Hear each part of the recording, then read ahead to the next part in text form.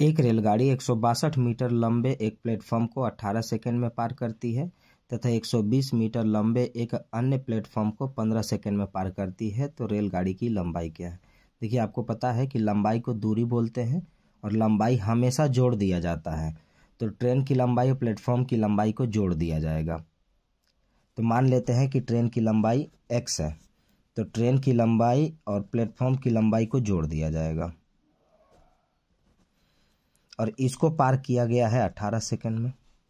फिर ट्रेन की लंबाई x है और एक और प्लेटफॉर्म को पार किया गया है 120 सेकंड में, 120 मीटर है और उसको पार किया गया है 15 सेकंड में। चाल बराबर होता है दूरी बटा समय। दूरी को लंबाई बोलते हैं, और लंबाई हमेशा जोड़ दिया जाता है।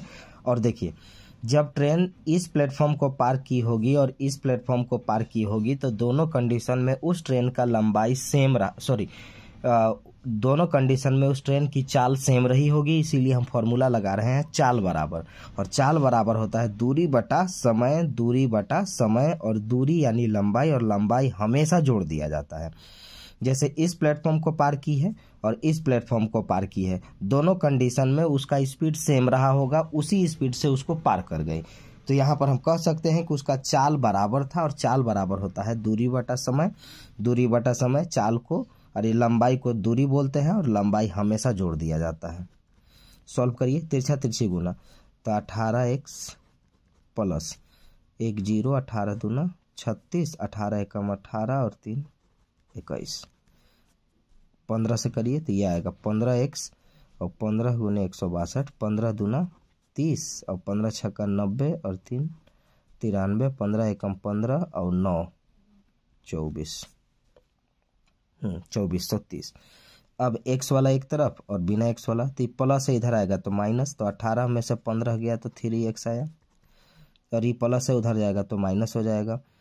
तो यहाँ पर अगर ये 300 यानी 270 आएगा। 2430 में से 2160 घटाएंगे तो 270 आएगा।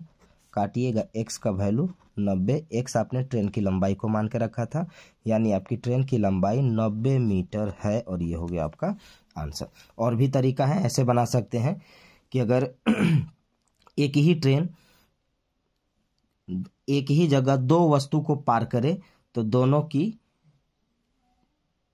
जो समय देगा ना, वो समय को घटा दिया जाता है। तो आप ऐसे करके भी बना सकते हैं, लेकिन फिर भी उसमें भी टाइम लगेगा ही, एक स्टेप का चीज़ है, बन जाएगा। देखिए, एक ट्रेन दो प्लेटफॉर्म को पार की है, तो दोनों कंडीशन में उसका चाल बराबर रहा होगा, सेम स्पीड से दोनों प्लेटफॉर्म को पार कर गई, इसीलिए फॉर्मूला लगाए हैं चाल बराबर। चाल बराबर होता है दूरी बटा समय। दूरी को लंबाई बोलते हैं और लंबाई हमेशा जोड़ दिया जाता है। तो हमने जोड़ दिया, ट्रेन की लंबाई प्लेटफॉर्म की लंबाई इसको 18 सेकंड में, ट्रेन की लंबाई प्लेटफॉर्म की लंबाई इसको 15 सेकंड में, क्रॉस मल्टीप्लाई किए, x का वैल्यू आया 90 मीटर, यानी ट्रेन की जो लंबाई थी वो 90 मीटर थी।